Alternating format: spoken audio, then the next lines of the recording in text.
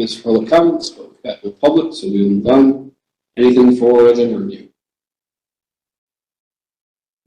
Andy, I see that we already have, I see that we already have C under non-public, but I just want to make sure we are going into non-public. Okay. All right. So I will have something to discuss. Great. Anything else? All right, then we'll move on to immediate business. So 25-26 budget, what do we have for updates? I don't think I have any updates. I'm sure that Carrie and Jean will share some things from NBC with you, but if I might, before I forget, I promise Wendy, she's wondering if the Hill Chorus could do the national anthem along with the pledge at the town meeting. I thought that would be great, but I wanted to run it by you. Okay, I'm planning that. Thank you, and I'll let Jean and Carrie update you on the NBC.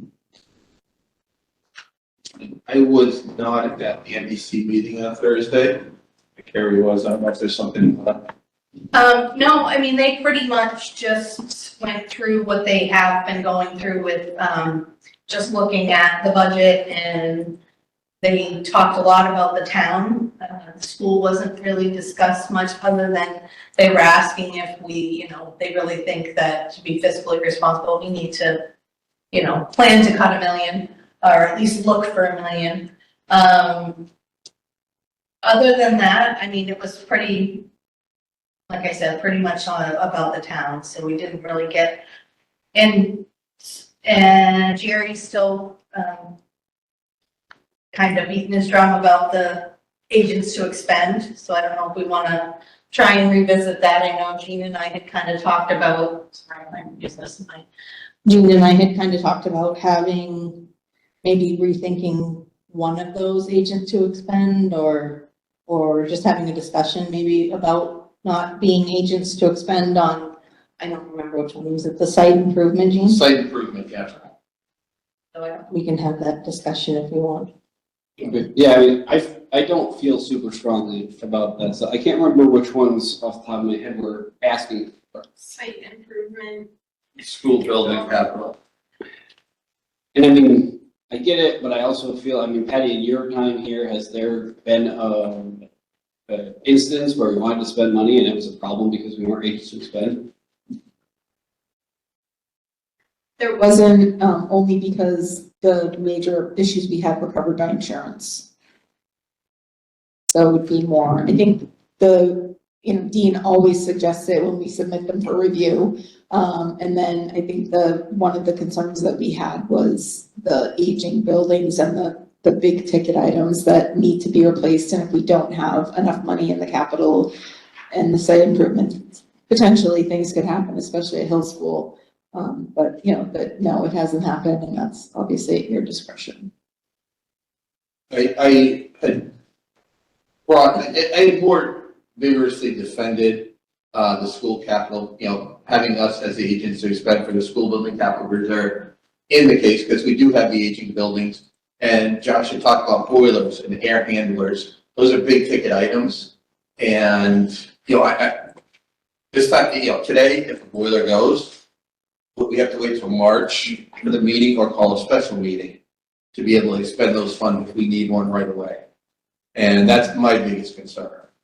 And that's the only reason for that. But, it kind of gets my back up a little bit more when, getting right into, us spending willy-nilly for whatever we want to do. That gets my back up because we're, here doing this honestly. And, yes, there is a possibility down the road that someone could come in here and want this, have these grandiose ideas, but there's 4 other members on the board that can say, hey, no, that's not how it works. And in the meeting, I think Sue Whitbeck also brought up the point that, well, when they created the funds, the public approved it. So you've got that approval right there. And then she also touted the fact that we have to have a public hearing. The counter to that was, well, no one comes. That's not our problem. We advertise these things. It's like with anything else. We put the information out there. If people don't attend, then it's not our problem. If we had a special meeting in May to replace an air handler, no one's gonna be there. So we might as well just have the public hearing, expedite the situation, and get it fixed. So that's where I'm at with that one. The site improvement plan, what kind of catastrophe could we have? You know, a culvert washes out on a driveway or something like that. Oh, well, we fix it for dirt until we can come back to it next year, whatever the case may be. I would agree with your thinking of one or another. So, you know, that's where I really want to hold on to number 5, but if we want to, you know, smooth things over, you know, we can let 8 go. But Yeah, I'm on board with, I like that line of thinking. I will say, along the idea of public hearing, to me, the problem with just a public hearing is we can have a public hearing, we don't have to listen to it. Right? We can have 20 people in here say, no, we don't want you to spend that money, and we can turn around and spend anything. That said, I do agree, money's approved to be put into the fund in the first place, and the fund has guardrails on it on what it can be spent on. So it's not like even a future board that's made up of 5 people that want to spend all the money. If they spend all that money, they're still going to be spending it on upgrading stuff that needs to be upgraded. Like, what's the worst thing I can think that they do is they replace a boiler 2 years before they need it, and that's, you know, not the end of the world. So I would be okay with keeping 5 and ditching 8 if that's what board wants to do. Patty, I didn't know if you wanted to talk to the point that Jerry brought up at the beginning about the 2.2, or not Jerry, Mark brought up the 2.2 versus 2.6, saying that, you know, he couldn't tie out Amber's numbers because of the operating year warrants. Yeah, so I think his point was her, the way that she does it and the way that our finance system does it doesn't match the way they do it. So it looks like there's a mistake because one references 2.2 million and one references 2.6 if you add those warrant articles in. And her point was, well, that's the way it's calculated in the finance system. But what Mark and I talked about was the sheets that she hands out are typically spreadsheets that could be manipulated. We wouldn't be able to manipulate anything that prints out, like the budget itself when it prints out from our accounting system, but we, you know, she could manipulate her tax forecast sheet and summary sheet, et cetera. So I asked her today to make an appointment to talk to Mark and talk it through with him, because every time she comes back and then Mark talks to me about it, it's not getting us anywhere. So I relayed what he said and asked her to give him a call. That's good. I appreciate that. I mean, we've had that feedback in past years. Yeah. And I don't, of all the things that I feel like Mark and I have the responsibility to try to like explain to the town every year, that one's pretty easy. Yeah. You know, it's that these are warrant articles, they're kind of a separate thing, but yes, they count in the overall number. There's a lot of other way more complicated things, but if those two can get on the same page, that's good for everybody. And then the only other thing I had, sorry, I was trying to find my notes over here. The only other thing I had in my notes, and I don't know if Jerry's on, but Jerry has a lot of spare time. So he was questioning a lot of the, well, not a lot, he was questioning the laminator, why we can't go with something that's lower, less of a expense. And then he was also questioning the TV IEP, for the IEPs. Is this a want, not a need? And then he was commenting on the TV versus paper, and I think Patty did a good job of explaining that. You know, we've already had overage charges from last year. We've put a code on some of the copiers so that people only can copy a certain number of things. So this would save us in the long run on paper, physically printing it out. So then he said something about a touchscreen laptop and connect that to the TVs, just a regular TV. So I did, just so you know, I did email Wendy the information that Jerry had shared about the tech support for the laminator company that he found, and she was going to take a look at that and get back to me. And I also emailed Sarah today, the Director of Exceptional Services, to ask her about the TVs and if there was going to be any other use other than projecting NPs. So I'll let you guys know as soon as I hear back. Yeah, that's good. I appreciate Jerry bringing that stuff. My frustration when I think I heard you say that their overall suggestion is to be fiscally responsible, we need to find $1 million to cut. But if they can't suggest, if their job is to look at the line items in the budget and say, hey, why is this so high? Hey, I think you can do this cheaper.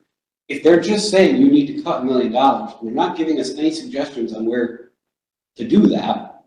In my estimation, they're agreeing that those line items are accurate and correct. In my head, that means we can't cut them. So it doesn't sound like what Jerry's proposing adds up to a whole lot, but I appreciate that he's coming with examples. And I think I agree, if we're buying a TV or whatever, and the only thing we're gonna do is put IEPs on the wall, there's cheap ways to do that. We can buy a $300 projector from Amazon, whatever. So Jerry, if you happen to be watching, I appreciate the suggestions, because I think that's something that we've struggled with for years too, is a lot of times the NBC comes back and says your number needs to be lower, but doesn't give any direction, even for like line, what do you call it, categories, like the 1200s or whatever, a suggestion of where they think we could cut that money. To say you should find $1 million and not offer any solution where even 10% of that money is in the budget isn't helpful. And then the last one thing I had was, there was some confusion about the track number. And they wanted to confirm that Josh was sure that that number would be still solid in 2026. That's my last communication with the vendor. Thank you. So I guess that's worth having a conversation about too. Jerry's comments the last meeting about track. I don't know if anybody has thoughts. It represents a big number. On the other hand, if we don't do it, we're eventually going to not be able to hold track meets here. And, I can see an argument for that too. I brought it up last year that we're, at the end of the day, we're an educational institution, not a sports institution.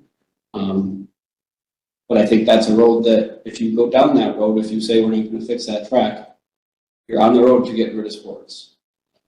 You can't neglect one and keep feeding money into the rest of them. I don't know how the board feels about that.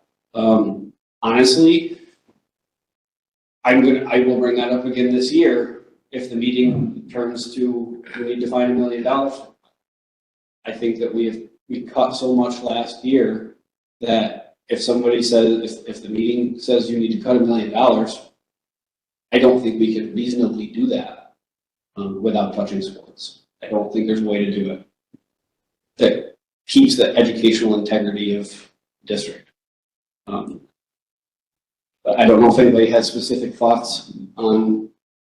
I don't have specific thoughts because pretty much everything, like, we really could say, getting back to something I brought up earlier, repairing instruments, the hurdles, replacing the laminator, if it's still working, do we really need it right now? That kind of stuff was almost like, I don't want to call them incidentals. They are needed to provide the services that we offer here. But I think at this point in time, the statement out of Jerry, I watched the meeting, statement out of Jerry's mouth towards the end of the meeting was, well, I don't think, or I won't support either the town or the school budget if the tax increase is going to be over $2 per thousand. We're at 207. That's just us. And the town with their warrants, I don't have that in front of me right now, is going to be significant also. I think they were probably getting close to 2, right? Did you? I don't know if you saw it the other day. I actually probably have. I didn't bring You it. talked while I'm on the board. I think he said to achieve that we would need to cut $1 million, right? Yes. He said $1 million, but what's Get to a the dollar plus. on the? I don't know. It's like $750. Yeah. It's like $750 on that. Is that still true with the? Or it can be different $1 million. accounts? $1 million is a dollar now. I last year it was like $750. So, it's something that we have to be prepared for. And I'm not willing, and I went through the rosters, looking at the teachers that we have, looking at the paraprofessional. There's no one left. We can't cut any teachers. Could we reduce? No, we could get rid of it. Let's say, for example, and I'm not advocating this, we could get rid of a kindergarten teacher. That also means if we've gotten to that point, we also don't have the 4 paraprofessionals we added in.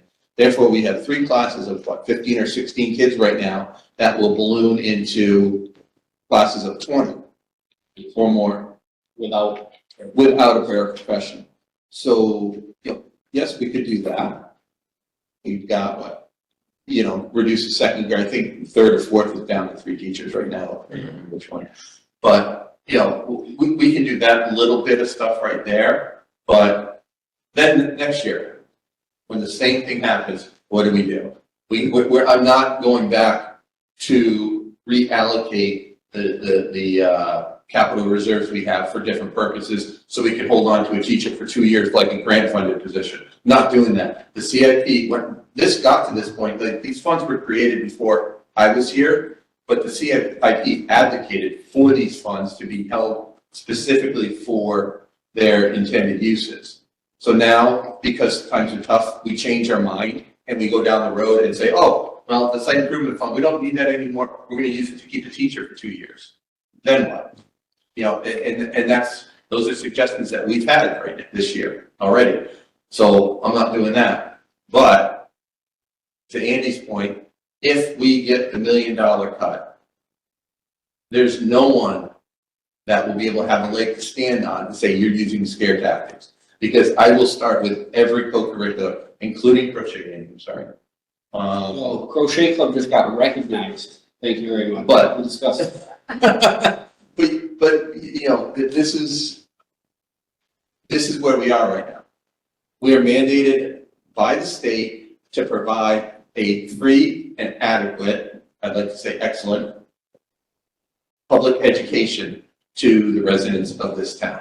We are mandated by the state. The state and the federal government and go hand in hand almost by saying, you must do this, you must do that, and oh, by the way, we're going to create EFAs. And then now we're going to incentivize children not to come to the public school and go somewhere else. That doesn't affect the money you get, you just don't have the student there anymore. That's right, we don't have the student there anymore, so it does affect.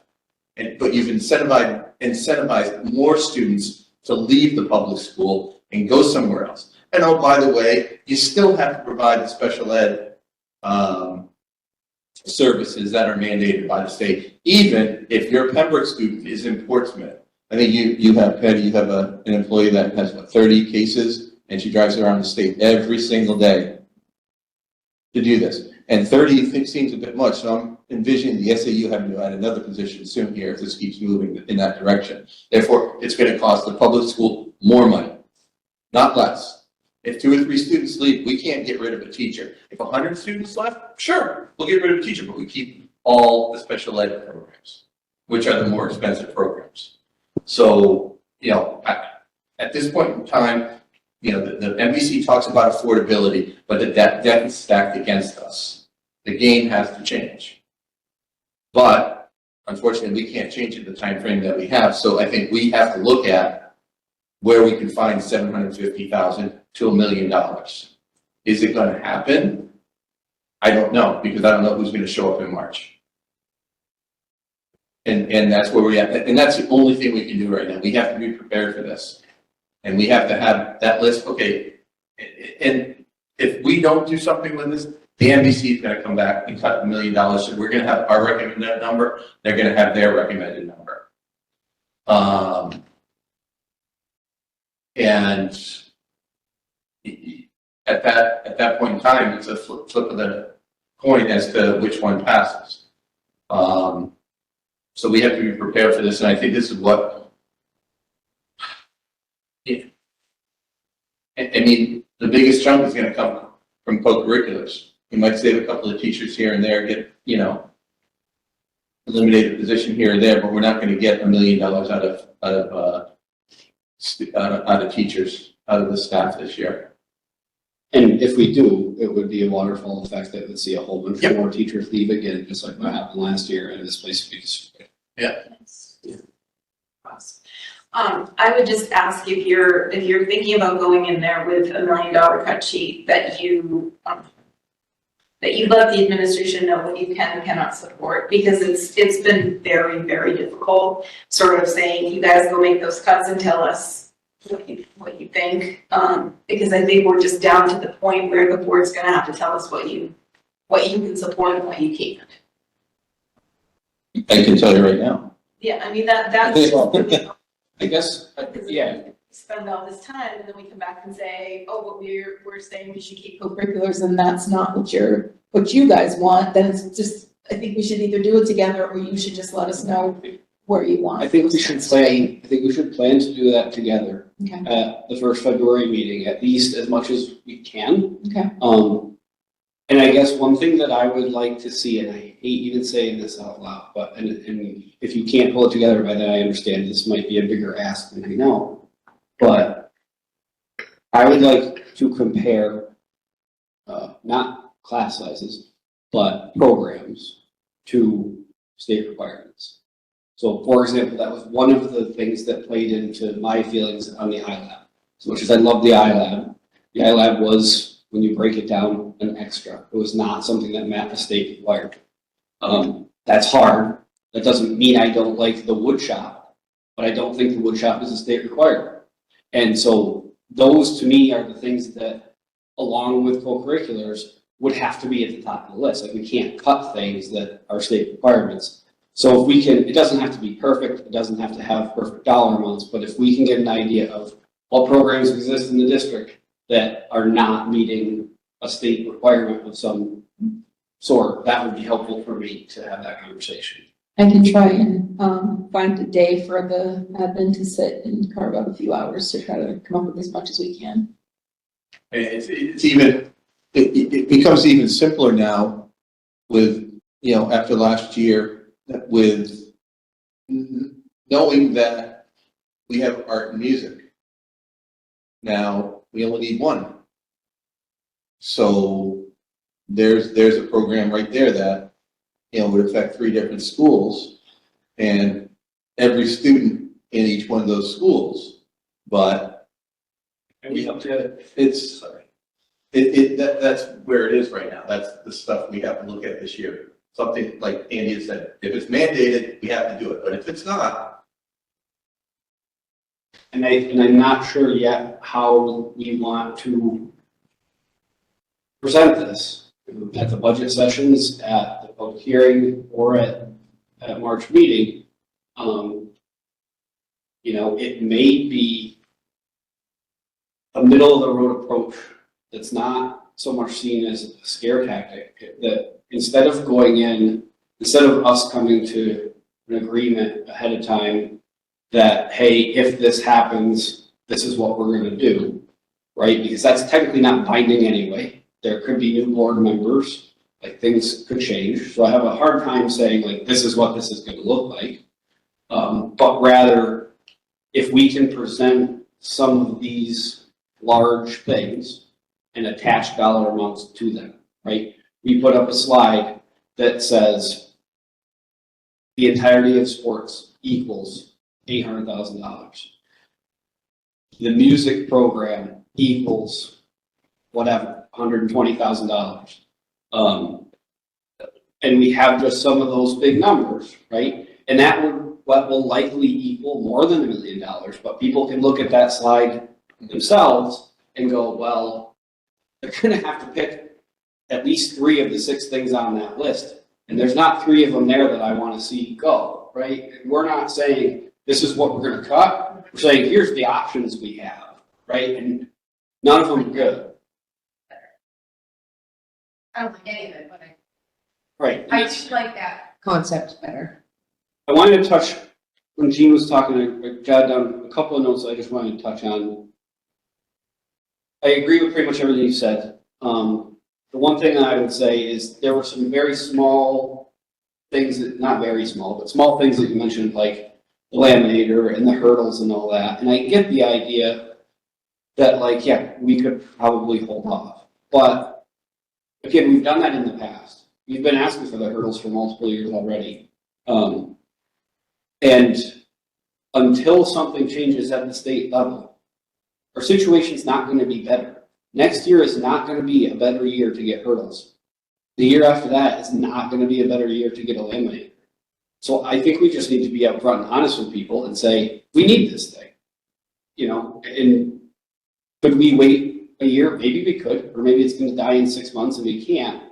And that's responsible, right? You don't wait until something is literally broken every time to replace it. And I just have a hard time, even if they're small items, saying, well, yeah, maybe we can go without this year because we'll just never get it. The situation is not going to get better until substantial changes are made at state level. And every taxpayer needs to wrap their head around that. It's out of our control at this point. The other piece I just wanted to touch on is the statement, you know, I won't support a budget that's going to raise the tax rate more than $2. That's, first of all, I get it. My taxes are high too. But that's an arbitrary number. When you set an arbitrary limit like that, you're by definition not taking into account what goes into that number. Like, that'd be like me saying, well, I'm not going to pay my Eversource bill if it's more than $275 a month, right? Like, I don't have that option. Things cost what they cost. And again, if there is extra, if we are being irresponsible, if there's something in this budget that pushes it over that $2 limit that you think we're doing irresponsibly, great, tell me and we'll discuss that. But if you can't identify lines where we're doing something we shouldn't do that get you under $2, then what's the alternative? What is the suggestion? And that's an honest question because I've had interactions on Facebook and stuff, and people have flat out said, well, go ahead and break federal law.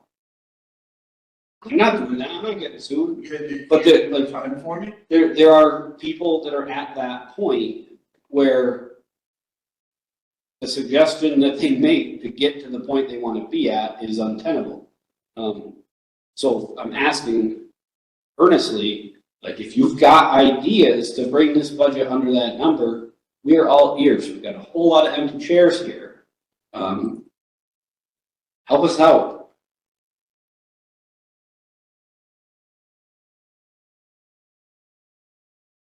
Sorry, I feel like this meeting is not, we don't have a heavy agenda and I haven't ranted in a while and I feel like I got things to get off my chest. Well, I'll be honest, just after the last 2 weeks, you know, I'm angry about this. Not angry at the school board, I'm not angry at the town, I'm not angry at the NBC, I'm just angry that we're in this situation again and knowing that it's not gonna get any better. Anytime soon. But, you know, what Andy said, you know, you agree with me. I don't even agree with me. Okay, I really don't. This is like, but this is what we have to do. I agree this is wrong, but this is what we have to do. And, you know, for all that stuff, yes, we're gonna get pushed out. But if that budget gets cut, those little things, the laminators, the soccer nets, the hurdles, those are the first things that are gonna go. And after that, who knows? And you're right, if we don't do the track, we're not gonna have a track meet. But we may not have a track meet. So that affects, these decisions affect, you get COVID. I don't even know how many students in any of these schools participate in co-curriculars, not just the PA, but in the other schools also. You know, if those are getting decimated, what does that do to them? Because that's not our mandate to give students outlets to excel. Wait a minute, it is. And if a co-curricular helps that student excel both in the field or in the robotics arena or in the classroom, then I know it is what's been mandated. And I mean, we go back a few years now, when this topic, co-curriculars, came up once before, and gentleman that lives right up the road, who is, I believe he is a substance abuse counselor of some sort, for teens, made the very poignant point that after school activities are a huge factor in how many kids are on drugs and using alcohol as teenagers, because they don't have other better responsible things to do. Yeah, I mean, the whole situation is just, there's not a good answer. Go ahead, Melanie. Yeah, I just wanted to ask Patty, because I know you said that, I think that we should do, like you said, with the administrators all together. I know Carrie worked on it over the weekend. I worked on it over the weekend. I can't even get close to $700,000 without decimating the school. And you're talking sports, kindergarten paras, no Chromebooks, and a server, maybe taking it from a trust, and I can't even get close to 700,000. I'm not recommending any of those things, but those are the only things that I can see that we can't touch staff. There's no way we can touch staff this year. Like, so I think that we're gonna need help if we need to have some kind of buckets of money, like Andy said. And the other thing to remember, and I agree with everything you said, so don't take this as disagreement, but the other thing to remember too is you cut hurdles and laminators. You're only saving that money this year. So it doesn't really help the budget. And it's just gonna come, you won't have that $30,000. But if you get rid of a person, that's savings every single year. So again, the focus comes back to staff, which I don't know where the heck that comes from, I agree. but it's the only way to save real money. Well, knowing that, aside from looking at the co-curriculars, that would save us some real money. Yep. But, and that's why I went through that roster and looked, and I'm like, again, I don't know what everybody does, but the staff we have here, and listening to the administrators come in and tell us what they're struggling with, you're overseeing this. I mean, in good faith, I can't look at anybody in those rosters, unless we cut it, like you need to cut a program study that's not mandated. Whether that's the art programs or music, or, we get 40 cents on the dollar for anything we do here, it's. I think one of the concerns we have and we've been having is what we do with all the kids who have less offerings. So we have an entire master schedule upset at Three Rivers that we're still trying to figure out, because in the collective bargaining agreement, teachers get X number of plan periods a week to do planning, which they need. But if you keep cutting specials and all the places the kids go during those planning times, then you're not gonna get a 1-for-1. You're gonna have to hire study hall monitors, because there's already a huge issue at Pembroke Academy with kids that don't have classes during any certain time, and we're up to 3 people now just working in the support centers so kids have a place to go when they don't have classes. Just this week, I heard from multiple families, because next semester's starting soon at PA, kids that are supposed to graduate who've been waiting 3 years for certain classes, and they're having a hard time getting those kids in, and they needed to graduate. Like, that should not be an issue in the school. We should not be down to months, and a kid should not be anywhere close to they can't graduate for a mandated thing if they've been on the list for 3 years in a row. I would encourage you to encourage those families, say that at the microphone in March. Well, next week first. I mean, sure, but it's important that the people that are voting on this understand these things. I mean, I think a lot of people think that we're lying when we try to explain the position that we are in. And that real position is we're in danger of not being able to graduate kids. Like,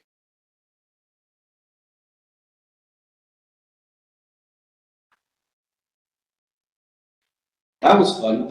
Anything else on 4A?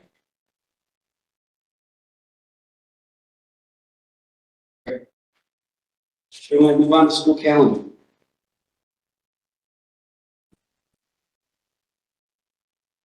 So as we do each year, we pretty much model the calendar after last year's calendar as a starting point, and we also look at Concord to make sure that all of our vacations line up, and we make sure that we don't deviate from their calendar. State law requires now, I think it's 10 days, that we can't differentiate between any place that we send our students for CRTC. So we're okay in those 2 things.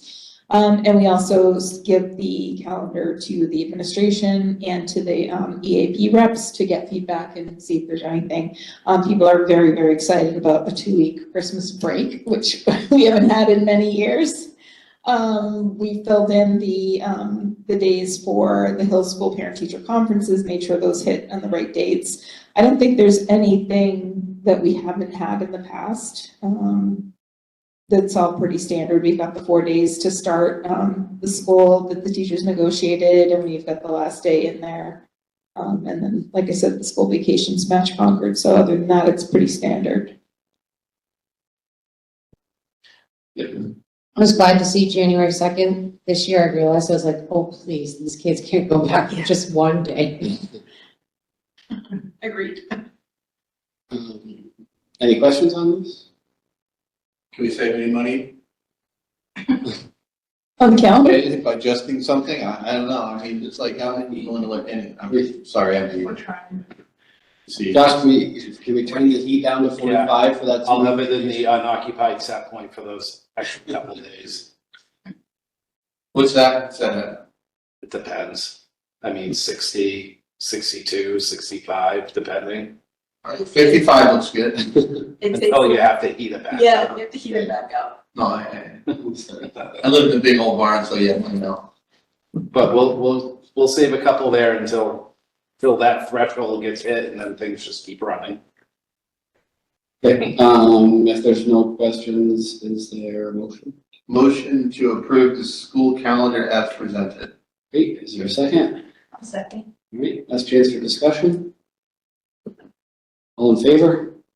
Opposed or abstentions?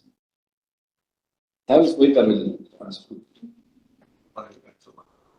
Well, we're gonna get there during C sort of anyway. Yeah. Okay, so 4C is public forum planning for January 28th. I don't know, I think I need to go over to the television or anything. So I started a slideshow, but I have not done anything to make it pretty or anything. I basically have like the ideas I have for each slide. So I don't know if there's a way that we can all look at this. And just, I'm looking for feedback, on, is there stuff here that is unnecessary and you don't think should be here? And is there stuff missing? Here, I'm gonna share it with all of you real quick too.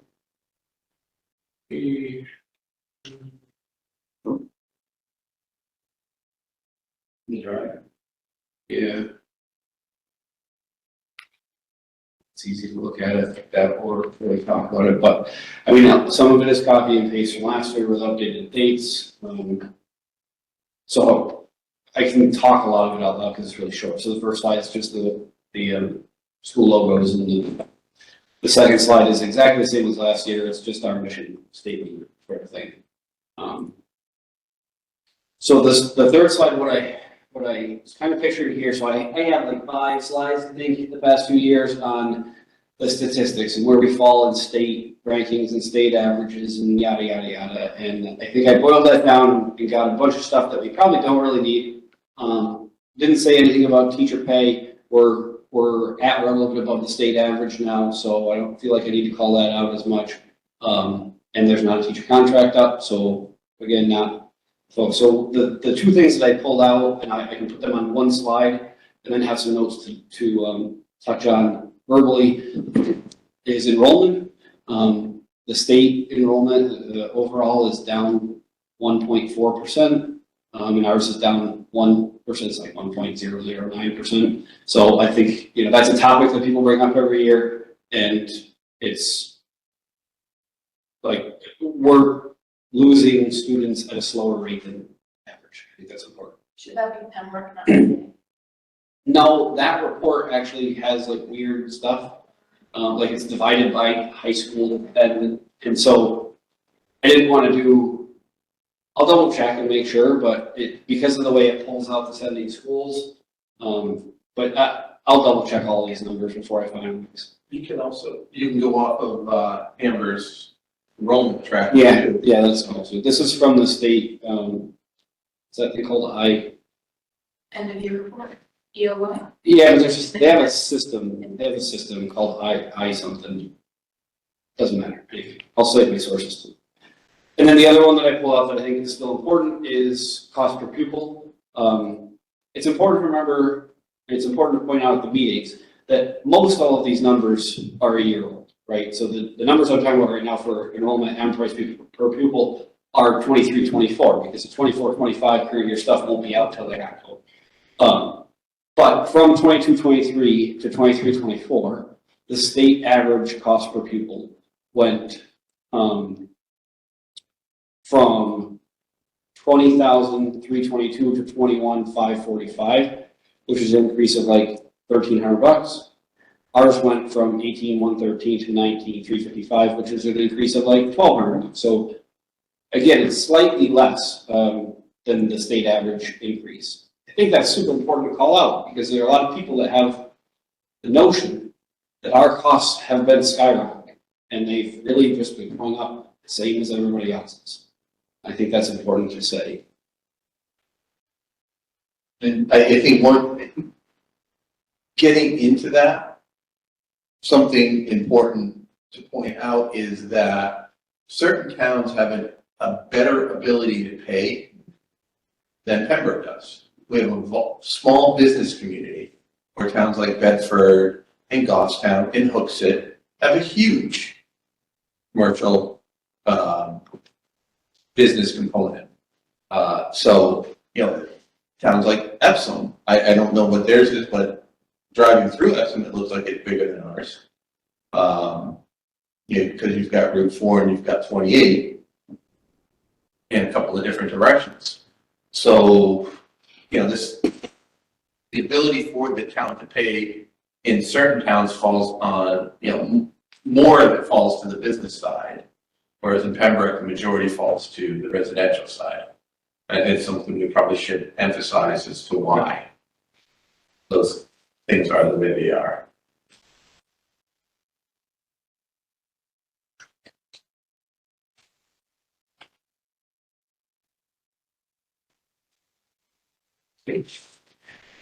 Fourth slide, which I haven't filled out yet, but I'll go off of the document that we got a few weeks ago, is the impact of last year's reduction.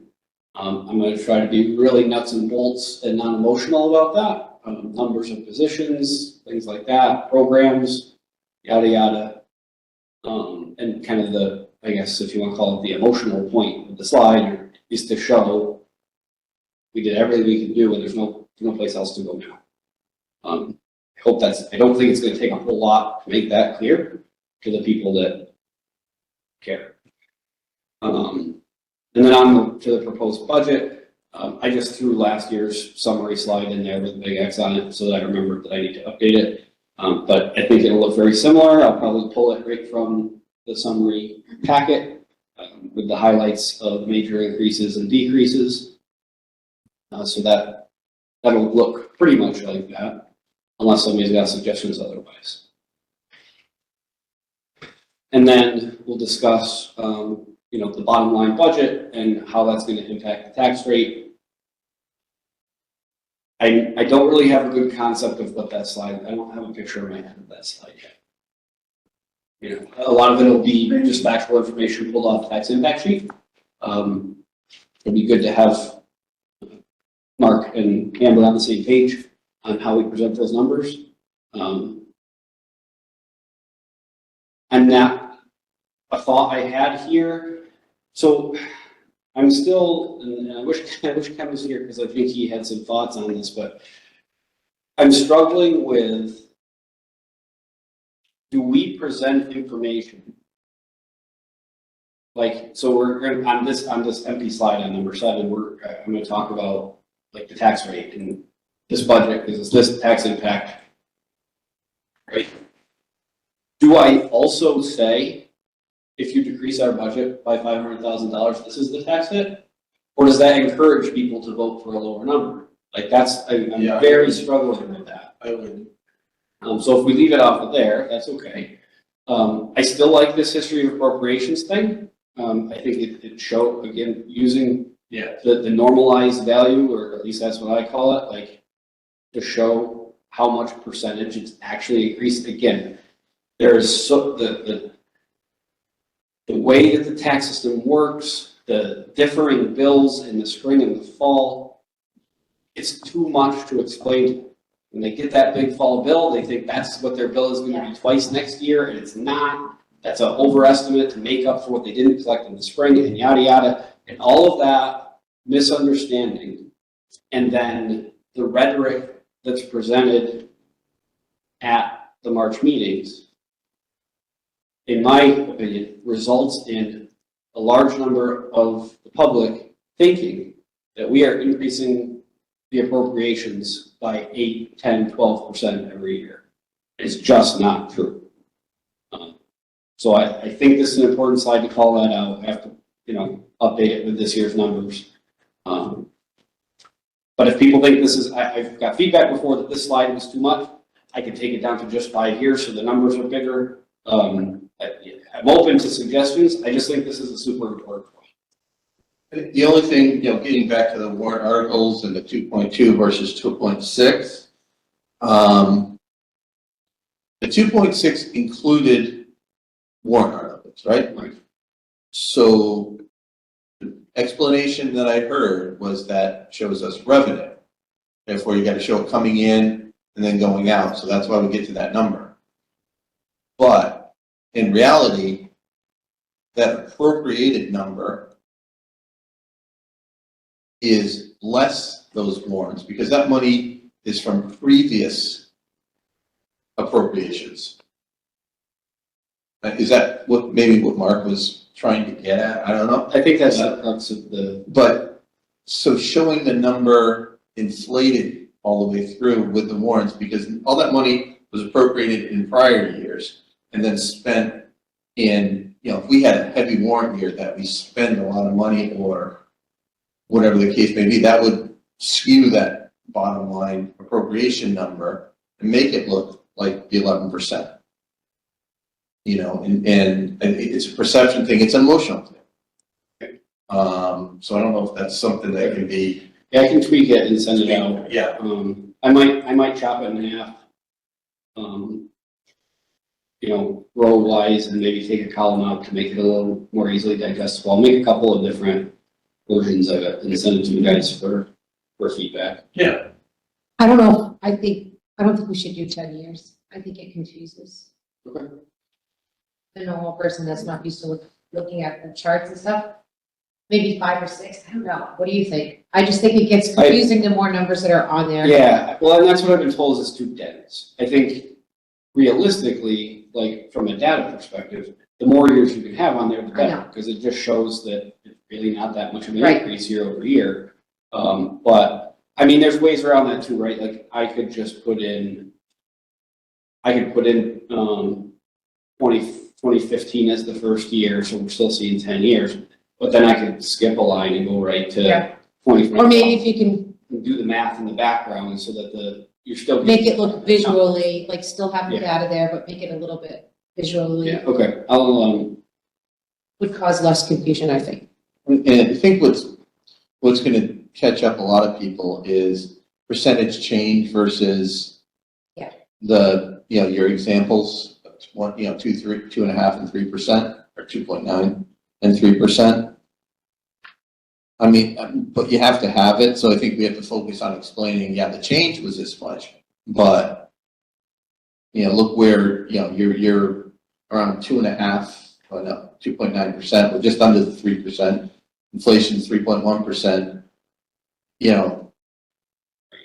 that proposed 11 is like, that was a huge number, but what this shows is it was a catch-up. It wasn't leapfrogging us by a huge amount. It was a big amount that was bringing us back to level set, basically.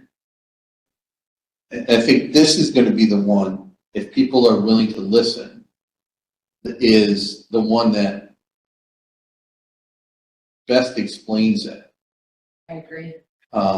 Just because you can see flow out. And maybe you don't go back to 2013, but maybe, I don't know. I try to do 10 years, for 2013, I only put that on there because I needed it as a starting point to calculate 24. And it is fine too. I mean, that's, I'm not too worried about that, but we have to be careful just explaining it. Yeah. And those numbers change. You know, you get into the COVID years where everything kind of stagnates a little bit there. And then you've got the big bump up. Even in, 22 and 23, we're still spending COVID money.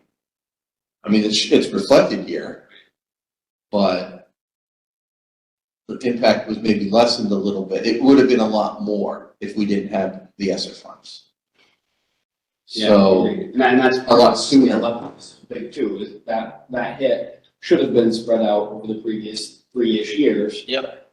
20 to 20. 24. Okay. All right, I will play around with that one a bit and make multiple versions and see what people like. And then the last slide is kind of what we talked about before, like what do additional budget cuts look like? And that's, again, my feeling on that is we outline what it would look like to do certain groups of things. What does the music department cost? What does the art department cost? What does the elementary school teacher cost? What do sports cost? All those things that we don't want to talk about. Because if there's a suggestion to cut $1 million, and people look up at this list, they're automatically going to say, we're not touching sports. That's the only one that's going to have a great big number next to it. So you're going to be left with a whole bunch of things that are 100,000 here and 200,000 there. And to get to $1 million, you're going to have to add up a whole lot of those things. And I'm hoping that having that in front of them helps them when somebody gets up to the mic to make that suggestion. I mean, honestly, if I can get away with it with Tom, I'd like to leave this slide up when the vote's going on. So when somebody makes that suggestion, people can look up and go, what does that mean? Yeah, that's a good point. And I think one of the things we have to emphasize, based on the population that showed up at March meeting last year, was that the school is no longer the school that we all remember it to be. The school is education first, right?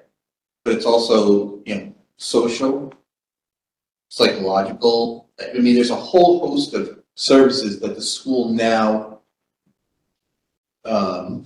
provides that 30 years ago it didn't. And I think that remnant is stuck in all us boomers, because our kids were still in, but we weren't seeing it that much. But here I am, looking in now and seeing it and saying, wow, this has really changed from back in my day when I walked both ways uphill to school in the snow. We're not trying to pump out kids that just know the 3 hours anymore. Like we're trying to pump out well-rounded, productive members of society, which is a different thing, even than when I graduated, which was only 1 degree set. Oh, yes. So, we don't have to hash this all out now, but I would like something that's at least semi-polished to take a week from today to the library.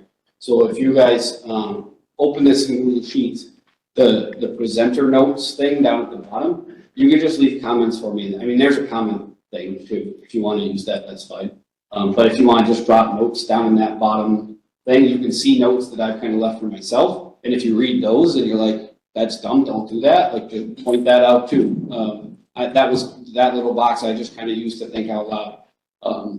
So if you think there's something glaring missing, just add a slide and type me a sentence on what it should be. I'll pull the data, I'll run the reports, whatever I need to do to get it. What do I do? Add a slide. That's just like, when you said that, it's like, how the heck do I? It's a plus button right there. Just hit plus. That right now. Text me and I'll add a slide. I'll let me text you. But yeah, don't be afraid to mess with it. If it honestly, if it is easier, just shoot me a text and I'll add stuff. I have not, I will do that. Yes, Did you want any of the charts or graphs out of Amber's summary? I think the whole summary is way too dense because it's got line numbers and all that, but do you want any of the, like the main, she did the graph and the main drivers of the budget? yeah, I mean, if She she's did the got them, revenue. like if she can easily share them, that'd be great. Otherwise, I can take that and take pictures of them and get them cleaned up enough. Either way, I'm not sure where I want them yet, but yeah. Just, I can just have her share that, we could share the summary with you in a form that you could just take with you. Yeah, if I can just get a PDF of that whole thing, that'd be fantastic. Can we drop that into the drive? What? That, so, yeah, Did we? I haven't finished, I thought we were going to, but I don't see it in the drive. Is it in the anywhere. budget, the folder No. outside? I just looked in that budget folder, I thought we were going to. Yeah, I thought it got in there. Okay. I went through the last couple meetings and then I went to the budget folder, I didn't see it. And was it in budget and financials on the, website maybe? Maybe forgot to get it in the drive, but posted on the website? All right, so I'll send you the summary in PDF, and then do you want any handouts to give people at the meeting, or do you want to just present I would like those. this whole thing? If we could, Yeah. how many pages is it? It's fine. 12, 14 pages. Can I see it real quick? Yeah, my worry is how dense it is and how many, it's all referring to line numbers. I think it would need to be condensed. I think it's overwhelming. I definitely think we need it though. Okay.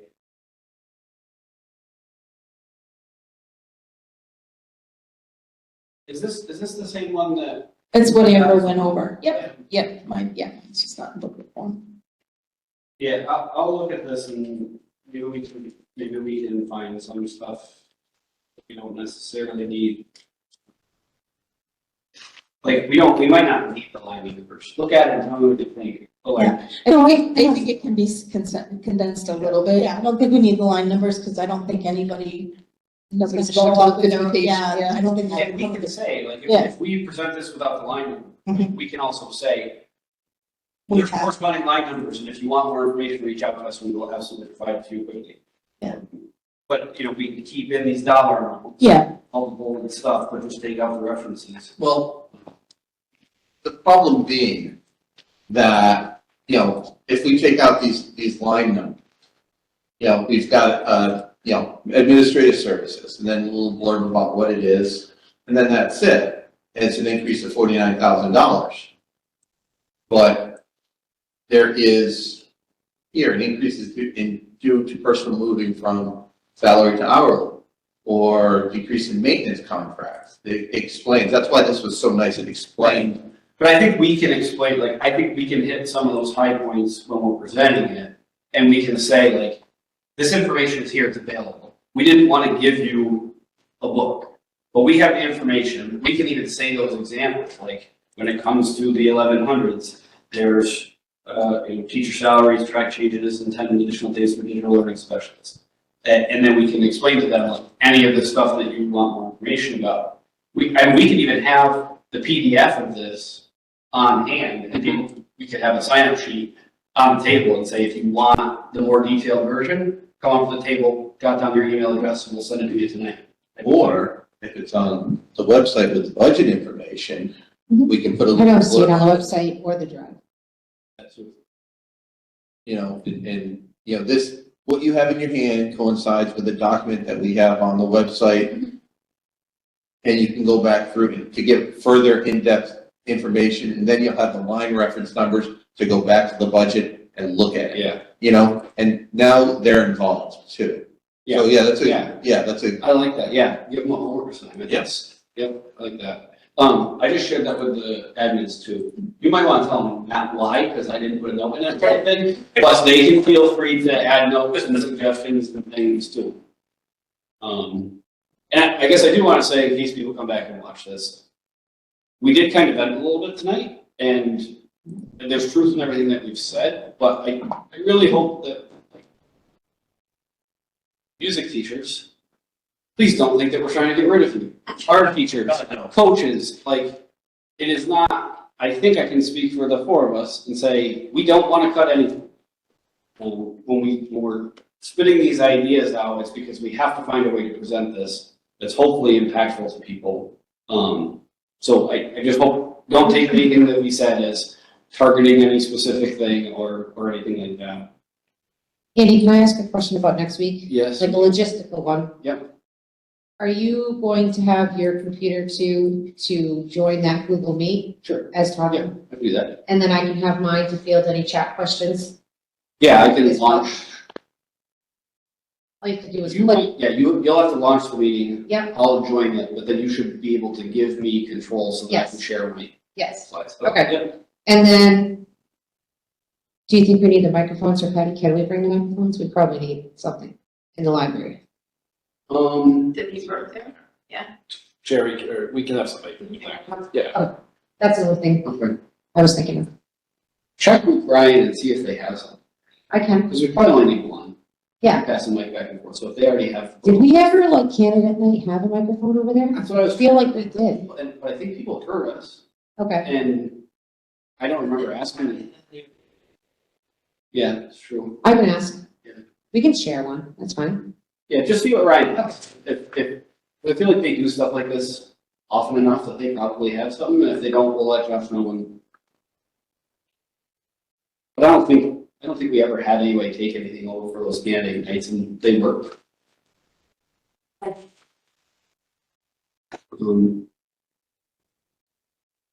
Other things, well, if you got more comments about those slides, great. Otherwise, anything else about Tuesday night comments, things that we need to highlight, questions about how it's gonna flow, anything? I think that we just, you start with what you've got. I mean, obviously, there'll be a little meatier, but then just, I think we just open it up and let it go. Let the questions flow, answer as much as we can, and just see where we go with it. I want to think that the people that are gonna show up are gonna have those questions that, might be teetering them on the edge of, do I support this, do I not support this? So that's my hope for this. I don't know what we'll get for a turnout, but I'm hoping lots of people will show up and at least listen to what other people are asking, and maybe it's a question they don't feel comfortable asking themselves, but maybe somebody else will ask it for them. Yeah, I completely agree, and I think, at public hearing, I may drag some of these out, but at these two that we're doing, I plan on buzzing through these limits, like 20 minutes tops, and then, because I really just want it to be a discussion and a chance for people to ask us questions. Also, I would be remiss if I didn't thank Carrie Huge for getting the Facebook page set up. I've seen the digital flyer for these meetings all over the place. So that's good. I hope that drives engagement. So thank you for taking that over and getting it done way faster than I would have. I was just happy to see them up at all the schools. I knew that they got emailed out to everybody. I put one at the town hall, there's one at the library, there's one at Sully's, so we're just I'm trying to spread the word, in the Boys and Girls Club. And we didn't really call it out. I should have thought of this a long time ago, but for the millions watching at home, I think it's okay. These are ours. These are our meetings. They're, they're not official. They're not run by the town of Pembroke. So where I'm going with that is, PA families from Allenstown, Chichester, if you got questions about the budget and don't understand how things work, you can come too. We're happy to talk to anybody. Yeah. Andy, can I ask a quick question to, I guess, you as the chair while we're still talking budget? I've been looking in the drive, I'm sure everybody watches the news and stuff about special education, but just wanted to ask, can we get a year-to-date on special education expenses, like in the next, sometime in February, after the whole situation at a nearby high school? Amber does a year-to-date for the first business meeting.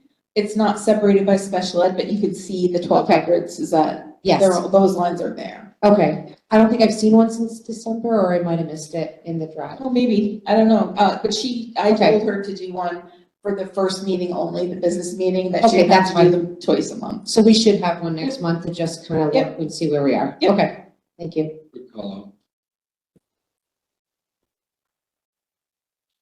Anything else on 4C before we move on?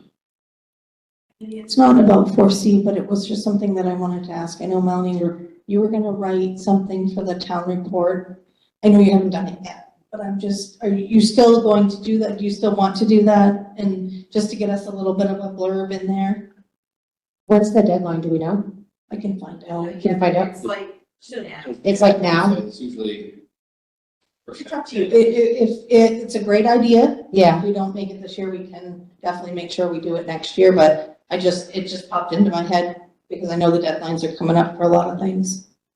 Lexi's finishing all our stuff now to get it in, or she's been working on getting everything ready. do you know if it's this week? You don't know? I will work on a paragraph, Carrie, and call you this week and ask if you have anything, and then I'll shoot it to you guys if I can get something done. Because I was busy working on the strategic planning, so I kind of forgot about that. Yeah, don't, like Andy said, don't stress yourself out about it. It popped into my head Yeah. earlier today, and I'm like, I gotta remember to ask. All right, yeah, absolutely. Sorry, we should have done that first.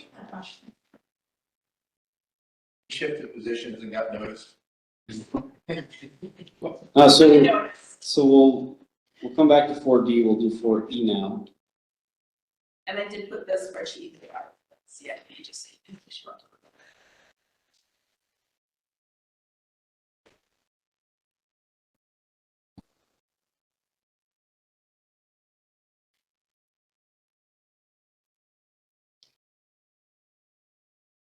What do you want first, Andy?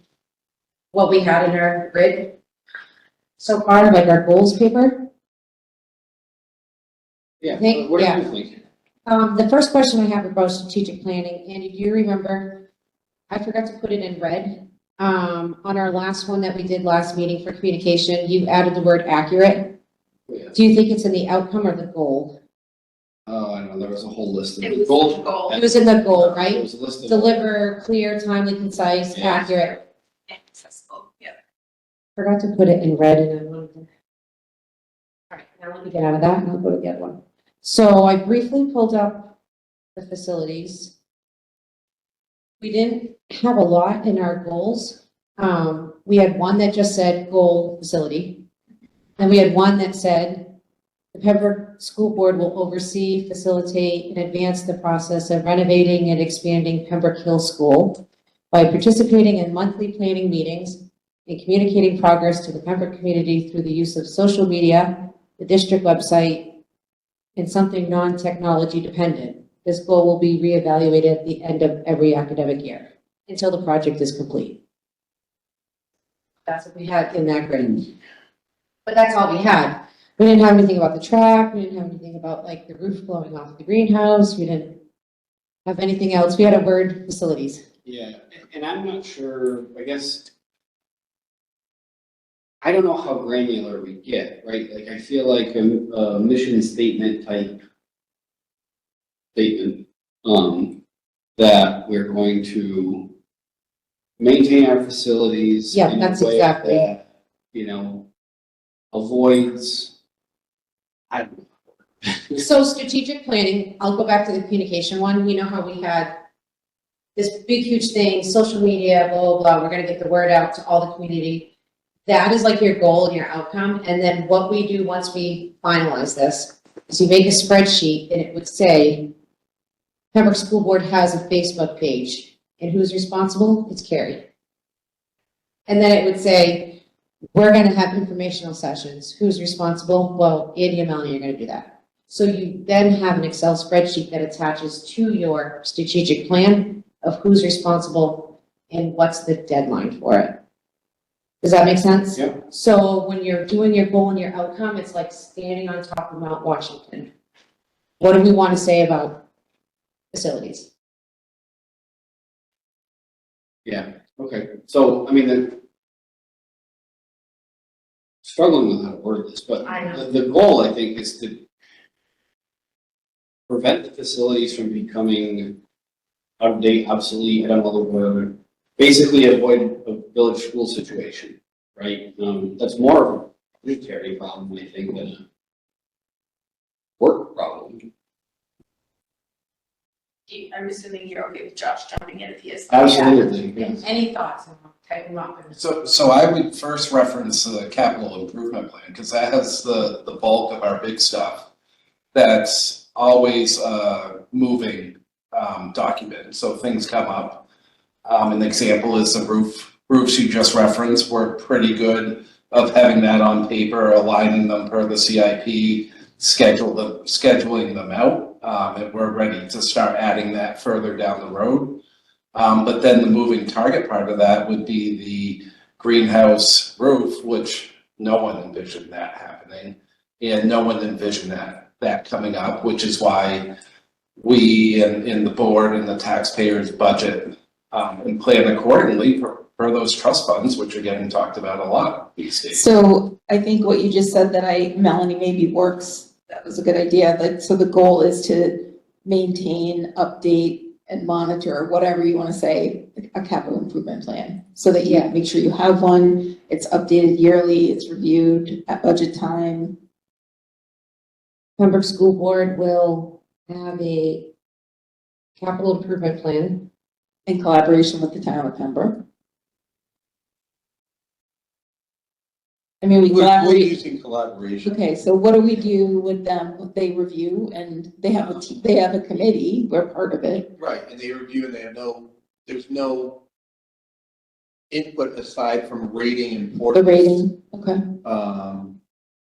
So there's really no bearing, I would say collaboration, but find some way to say, and to be shared with the town of Pembroke CIP committee, To be presented, or presented to, Yeah. presented to much better. which that report never gets presented prior to the school board officially seeing that. So that's usually been a May, June thing. Yeah. If we can certainly get that to you every year at whatever time you want, just historically, it's always been at that time. Yeah, that's right before CIP starts, so it's perfect. So the Pembroke School Board will have a capital improvement plan, and then we need something. What is the capital improvement plan?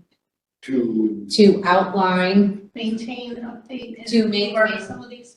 okay, say that again, Maintain, update, and improve our facilities. and improve our facilities. Improve. And improve our facilities. And then like our outcome is the CIP. the capital improvement plan will be updated yearly. Presented to the board in May or June.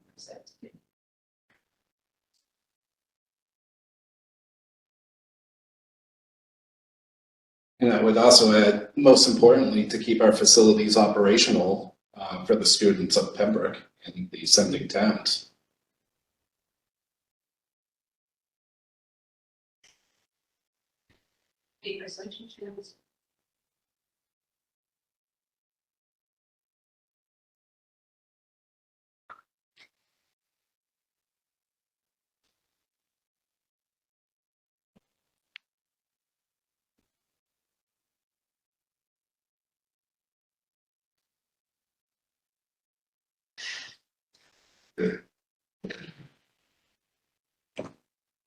Keeping them healthy and safe as well.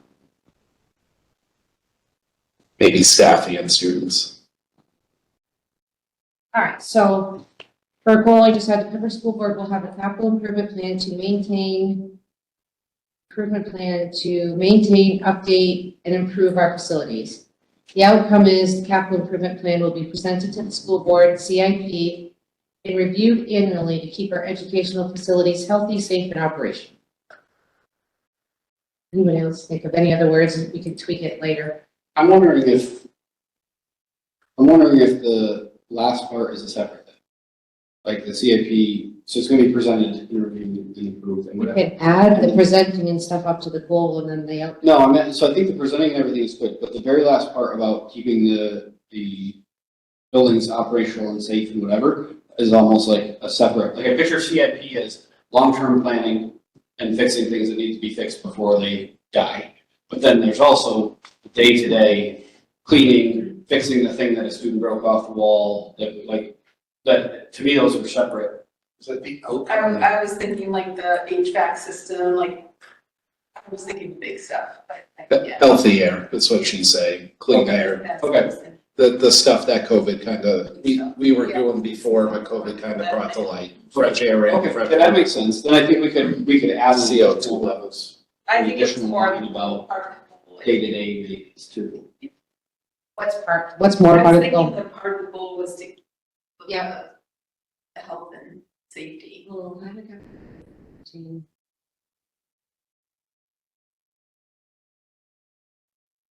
No, you're right, improvement plan in order to maintain, update, improve our facilities. And then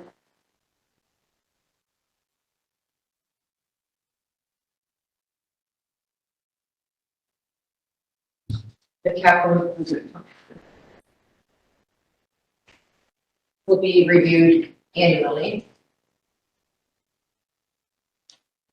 No, you could just say the capital improvement plan will keep our educational facilities healthy, safe, and operational. And then the rest is the outcome, like he's, is that what you're saying?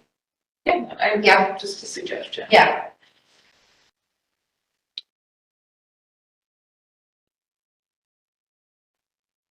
I was thinking that last blurb was more the outcome. See, that's the thing, yeah, strategic planning, it can go to your goal or it can go to your outcome, depending on what words come before it or after it. So if you guys have any other ideas, just say out the words and I'll type them in here, and then I'll go back through and send you a draft for the next one. So if there's anything else, like, you should add in there that you're thinking of. How do we approach the priority- goals? Yeah, anything about how we develop the capital improvement plan, like is it to, or how do we prioritize? We could prioritize, just like the CIP does. You know, we'll look at, you know, Josh presents us with the plan, and we can go through it and say, okay, you know, for example, the track. You know, well, you know, we've looked at the track, Jerry has walked it 100 times, and yeah, it looks like we could get a couple more years out of it. So instead of a, you know, high priority, we give it a medium priority or something like that, you know, and we can do the same thing CIP does for our own edification, I guess. You know, it would be kind of hard because Josh, He does he, that. he does that already, but I mean, that's something else, almost like a balance kind of thing.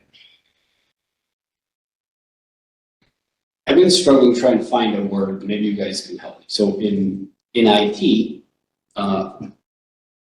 organizations use the term technical debt, right? Projects that need to be done but have been deprioritized because of other things going on. And so now you're 3 years later and you should have implemented this thing and it still needs to be done, but it's just you're trying.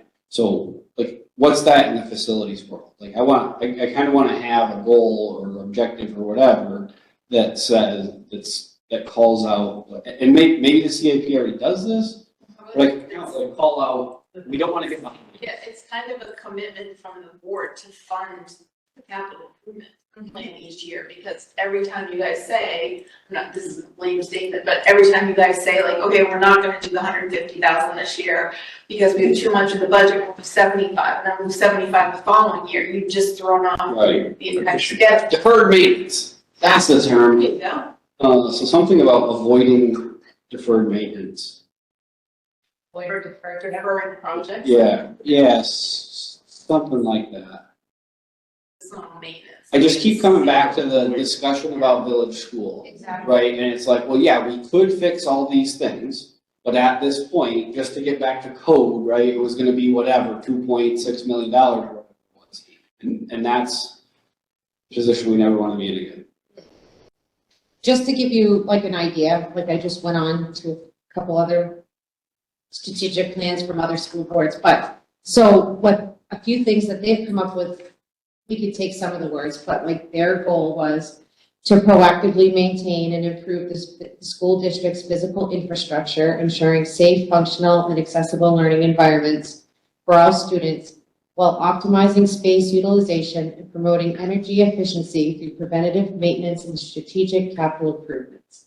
So that's pretty much everything we were kind of saying. Yeah. We can take a few of those words and move what we were saying, and that was I like it. our goal. I think in that statement, the energy efficiencies isn't spoken about enough these days. So back when had done some of the big Honeywell projects, we were using that term all the time. And now it's a conversation every time things come in and things go out of why can't that be there? Because the energy efficiency, the electrical infrastructure that people just tend to forget about, and that's our job to make sure that we're monitoring that, we're regulating that, so things don't get out of control. Yeah. Yeah, and I really like that statement, use the word proactive. Thinking down the road and not, Proactively. sometimes you can install a new system that's cheaper, but it's not future-proofed. And the next time you update it in 10 years or whatever, you're gonna have a whole lot, we can put in a phone system with the old phone wires, but then next time you replace it, you're not gonna be able to, and you're gonna have to re-pull fiber and do all this other crap because you didn't do it in the first place. So I think the proactive piece is very important. And then we'll have like our action plan thing, and when we get that, I just want myself to know, I do think we have to talk about Hill School a little bit, because we do have to trust it, and we gotta have to eventually address it eventually. So. But I don't think it needs to be in our strategic plan, I think it needs to be in our action plan. I do not want to talk about that right now. I had some thoughts on that. I mean, not school, but like, I don't want to. Yeah, just like, when we get there, after the strategic planning and stuff. Cause I am we've paid all those vouchers for all those meetings and stuff like that, right? I am worried that one day, one of the things is gonna be in the near future, well, save those teachers with that money and that's side. Okay, so we'll talk about it now then. Perfect. All right, Well, saves people for a very short period of time. It's true. that was one of the points I brought up, and I didn't want to talk about that. Okay. But here's the deal with that. When we created that fund was created, and we all said that when the school building gets approved, because the question was asked, well, what if there's money left over? That money will go to offset Yeah. the cost of that school. Yeah. So now, if we ever want to repurpose that reserve, we are breaking our word to the voters Yeah, and taxpayers. And so that was, I wasn't at the meeting, I didn't know that was another one. I didn't bring it up earlier, but I wanted to that. come back to it. I guess that was the time. Sorry. And then we didn't have anything else on our goals sheets on facilities. That was really it. We just had the big blurb. Do you have any, sort of big picture goals that aren't already encompassed by the couple of things that we've mentioned? I mean, none in particular. You get the CIP every year, which is the big things. Things again come up, and we're the first to get you into the loop on that. The day-to-day stuff is off our work description, like our custodian work description. We have a facility schedule we follow for the day-to-day stuff, so, I can pretty much go on my facility schedule, handmade, it's not like it's a program, and say in January, I have to make sure the fire extinguishers are done, or maybe it's bleacher inspection time, it's all that stuff spelled right out for us, that's very important to follow. Can we incorporate somewhere, Melanie, something about the board supporting our facilities department,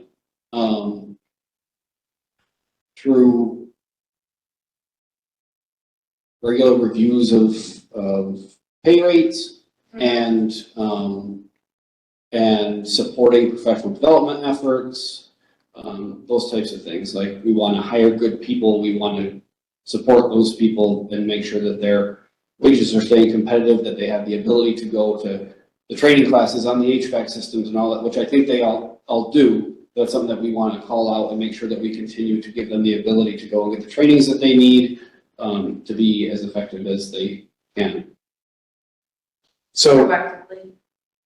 just because we've gone there, the training, I feel we do very good at training. We've held that number status quo, I think, for the 10 years I've been here. So that number definitely is increasing and it's getting harder. So in years to come, you'll see that number grow a bit. But just to talk about the pay rate, our pay, I know we bumped up that starting limit. We've done very good at holding that limit. That bump up doesn't necessarily do justice to the ones that have been here. I take the most pride in our department is anywhere from 5 to 25 years here. And we have a short turnaround of those 1 to 5 year people. And we bring in good people, specifically the good people that we bring in stay. The ones that aren't necessarily the best of people, that's the turnover. And I think we definitely owe the facilities crew a lot more than what they're making for what they do on a daily basis. And not just what they do, but what they go through. And the crew consistently comes in every single day, ready to go to work with the biggest smile on their faces. And that's why our facilities crew is the best. Thank you for that. Appreciate it. I agree. Do you think our goal or outcome should have something about how we plan do you know what I'm trying to say? That we plan larger projects using our trust funds appropriately or something like that? Do you know what I mean? Do you think we should have something in there? Strive to make appropriate use of designated trust funds. Or do you think that's pushing it? I just like the word planning or something that, CIP is pretty, Yeah, it's. puts it down for you. okay, And it's based on the capital reserves anyway. okay. That's why, you have the plan and then you have, the capital reserves that kind of follow hand in hand because we're following the track is a perfect example. We need X number of dollars. We got to build that fund up to get there. So, I mean, it's like, it would kind of almost be redundant, I think. Okay. I think Government different projects and funding the capital reserves. your commitment to funding these. Yes. You identified when Josh presented to you the 2 or 3 year plan for the track. And you agreed that that was a priority, but then we don't fund it, it's gonna throw off the entire plan. It already did, because I think you pushed it aside 1 extra year, which now it's, that's fine, but it pushes everything else back too. Or it gives you a year where you're gonna have extra. It just all becomes deferred. Where you get in trouble. Strategic capital improvement. Okay, so that covers it. Never mind. Is that enough for you to, Yes, that's plenty. That's, and we're gonna review all of these, like after we get through each big category, we'll loop back and. I'm saving a document for each goal, and then that's what we did it the last time. Just go through, and then you guys wordsmith it, and then I'll throw it into the draft. Perfect. So then I think the question is, what's next? Good communication with facilities. Is Josh good? Are you good with term? Unless, if you got anything else you wanna throw in here, we're wide open to. Well, you just gave me a chance to talk about my crew and for that I'm thankful. Thank you, Josh. Thanks for coming tonight. Thank you. Nice to see it. That one's really old. Let me go back into.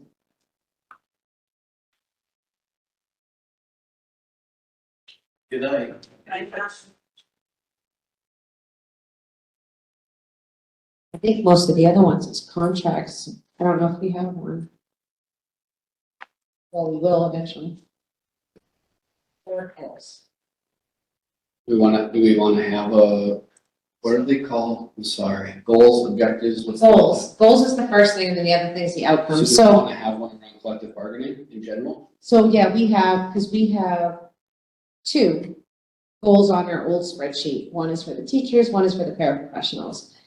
And we've already just done facilities. We also talked about the people not covered by a collective.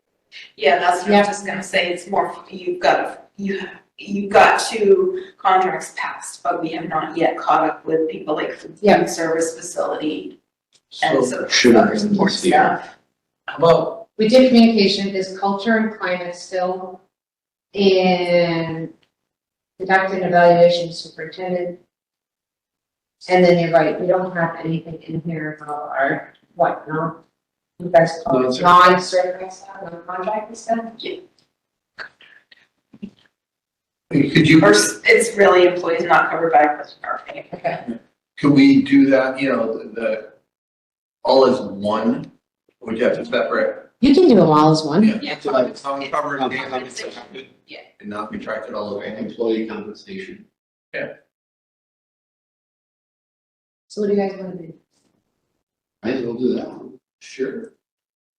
Next meeting or They all, well, next no, keep it Next as second. second. The second. Second.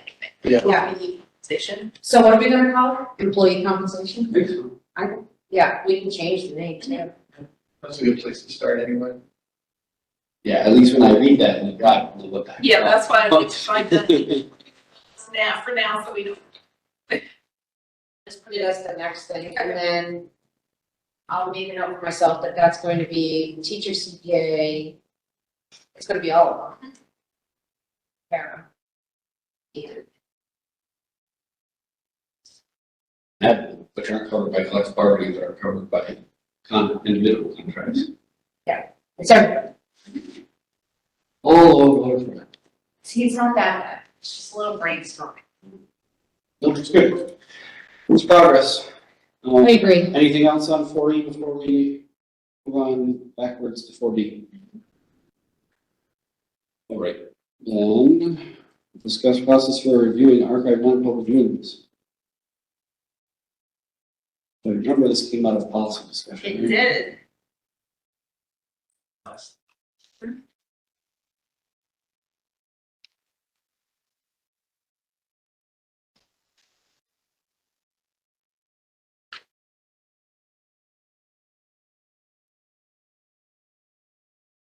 And so we do have the relevant policy in the drive tonight. So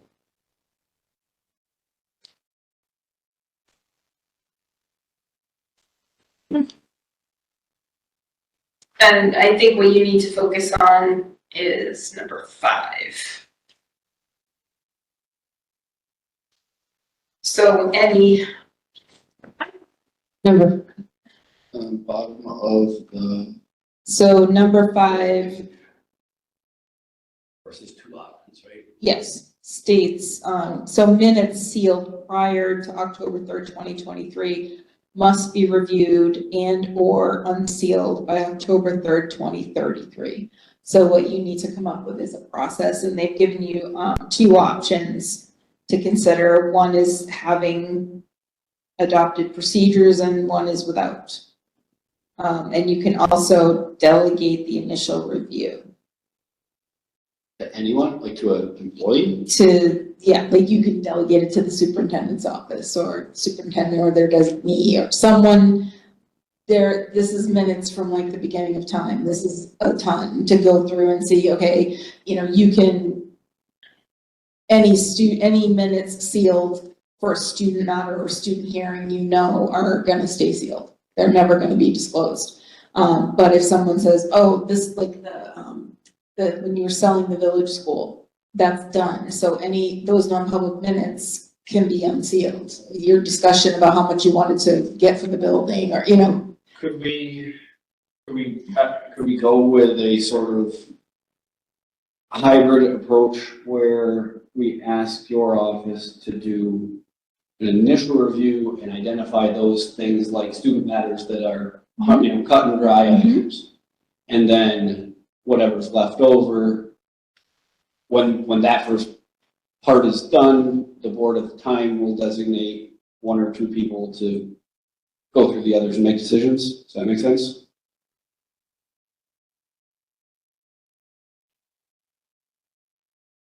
You know how far back these go? I don't know what we have. We have a lot. We have a ton. I mean, we going back talking 1818 kind of stuff? Or? I don't know when the first record is that we have. Those would be cool. Yeah. But, I mean, I can't imagine, even in 10 years, getting that done if we're going back, you know, if this is encompassing, yeah, I guess we have to get clarification. Does this encompass the modern time, or does this encompass, you know, dinosaurs and? I know there was a flood in the old building and some records were lost. I don't know if it was minutes. I don't know. We have cabinets in the back that I don't think I've ever cracked open. So what we could start by doing is going to see how many sets there are. We could do that inventory for you. We could come and say, okay, you know, this started in 1972. We found 500 sets of sealed minutes. And then you can back plan and go, okay, that means we need to pluck through this many each year. There might not be that many. I have no idea. I've never looked back. So do you want us to start with that? Yeah, that makes sense. I mean, you know, there's lots of ways to skin that cat too, right? Depending on the number, like. Yeah. You could get 2 board members to do a Saturday. They come in and just bang out 100 million of them and do that, you know, quarterly for a couple of years, whatever. But yeah, having an idea of what volume we're talking about will definitely help planning. Okay, I'll do that. I like I'm a- plans for future boards. We'll begin that work after March, whatever date. Yeah, it's good that we're talking about it because all of a sudden that's gonna creep up on you and it won't be done. But we are using, even though you haven't adopted this policy, we are using we're following the new law. We do record like the dates and all that stuff. We have a spreadsheet. All right. Who says no specific procedures? Just like, Darts. But yeah, just look at this policy so that when we do vote on it, we decide. All right, questions or comments on that before we move on? No, okay, no public comments. So the board has need to go into non-public session in accordance with New Hampshire RSA 91-A:3, Roman numeral 2, small letters B and C. Small letter B is the hiring of any person as a public employee. C is matters which if discussed in public would likely affect adversely the reputation of any person other than a member of the board. On roll call vote to enter non-public at 8:06. Carrie? Yes. Jean? Yeah. Melanie? yes. And I'm a yes. We'll stop the video.